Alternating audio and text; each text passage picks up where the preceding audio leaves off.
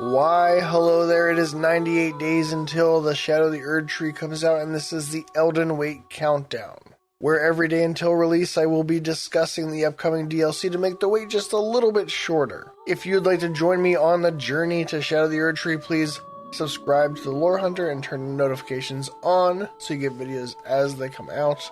And I've had a few members join lately, thank you very much, and as a thanks and as a way of showing appreciation for my support, I want to have members help me choose which item descriptions to talk about on days when I'm not doing this whole thing. As mentioned in my last video, I will be doing some videos where I'm covering an item description from the base game, and I'm going to have members help me choose which items to discuss. I have a link in the description if you're interested in checking it out. Otherwise, you being here, chatting, leaving comments, interacting is support enough, and I greatly appreciate it. But I also appreciate the membership, so I appreciate all of you. As mentioned before, in this video I would like to discuss why I don't think, despite some similarities, that Messmer and Miquella are the same person.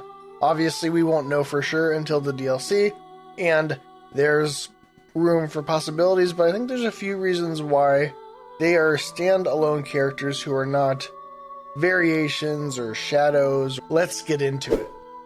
First, and on a more subjective note, I want to talk about just why I don't think Miquella is, has a need, narratively, thematically for Messmer to be some sort of variation.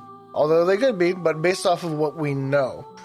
For one, Miquella, people have talked about Miquella being some type of Rebus thing, but Miquella already has Saint Trina as like an alter ego. So Miquella already has an alter ego. I don't know if Miquella needs another alter ego or a shadow or variation.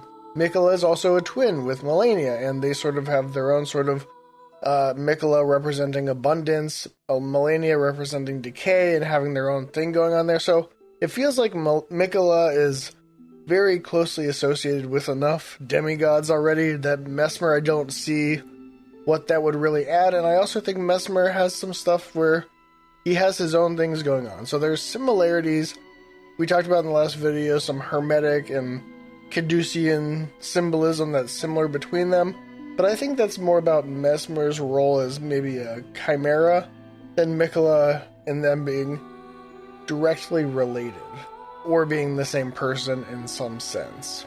Now on the Messmer side of things, I think there's one more solid reason, and one is that we've discussed before how the Duelist Helm and some other stuff talks about in the Colosseum days, Godfrey's time, about the snake representing being a traitor to the Erdtree. So this predated Rykard and anything at Volcano Manor, and so I never sat that would be the reason why snakes would represent that, but Messmer being in a DLC in a place that's talking about where America first set foot, ascended to godhood, the birth of the Erdtree and all that, Messmer is a much better fit. And if Messmer is that old, is from that time of Godfrey, Miquella wasn't born until after Radagon and Marika were officially, together, and Radagon was Elden Lord. So it wouldn't really make sense for Messmer to be some sort of variation on Miquella, because Miquella wasn't born yet and wouldn't be coming for a while and didn't travel to the Shadowlands, as far as we can tell, until probably the Shattering War. But I think beyond Messmer seemingly being older, there's another thing which is, as mentioned before, that Messmer does share some sort of, Hermetic imagery with sort of having like almost a living Caduceus in the form of the two snakes with the wings, which is basically the Caduceus staff. But also, there's Dragon Communion, and there's aspects of the Crucible about Messmer, and there's even, there's a sort of a godskin gangliness about Messmer. So for those reasons, Messmer just has a lot going on, and definitely seems like that's toward a point, but it's not exclusive to Miquella, and I don't really see right now how that would reflect on Miquella. It seems more like a Messmer thing, and I think it seems like Messmer is being set up to have his own whole thing going on.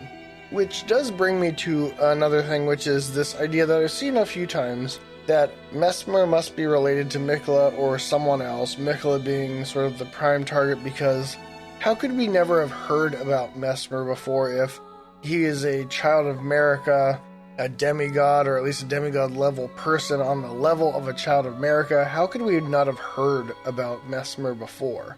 And how have we not heard about the Land of Shadow before? It's because America is obscuring it on purpose. And I get where they're coming from, that you don't want it to feel like an afterthought that this major character is introduced. I mean, I feel like there's a bit of trepidation with Messmer being like a nameless king, where, it just sort of feels like they were added in, or, even Filianor, where it's like, oh, Gwyn has more children. But I think that's a little bit what's going on here, but also I feel like they've done more to set that up as well.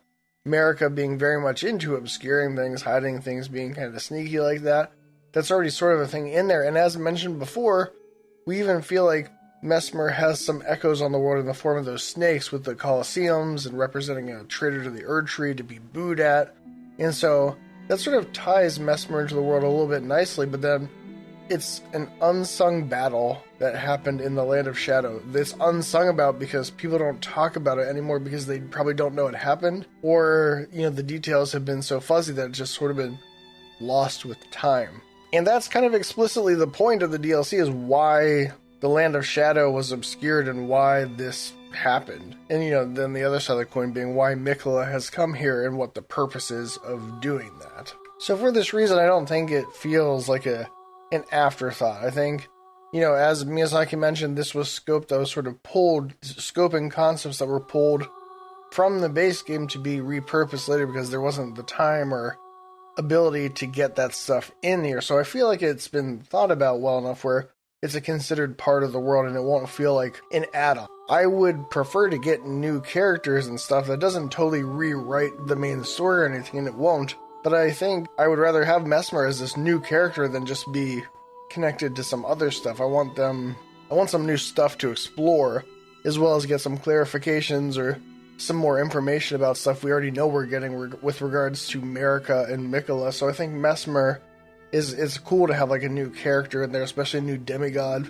because that gives us another great rune, other stuff like that. That's all mechanically and narratively interesting. So there you have it. Why I don't think that Messmer and Miquella are going to be like alter egos or variations or like a shadow version or something, or a corruption of Miquella, but it's possible. We won't know until June 21st when Shadow of the Erdtree comes out. But those are just kind of my reasonings why there's a critical mass for me of a plausible deniability to make me think that that's not as likely to be the case as Messmer and Miquella to be separate and to have their own things going on, even if they, even if their paths obviously cross over each other and sort of entangle thematically and narratively.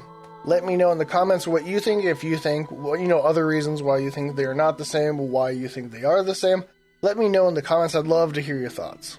If you would like to join me on the journey to Shadow of the Erdtree, please subscribe to the Lore Hunter, turn notifications on. You can become a member if you want, help me pick out some item descriptions, get priority, highlight comments or whatever. It speaks to my level of organization, but having a highlighted comment actually does make it a lot easier to see the comments just from a practical thing. So like, I guess money talks or whatever, but it does make it just easier for me to see the comment, because even though I try to read everything, somehow stuff still slips through the cracks. It's just impossible to always catch everything.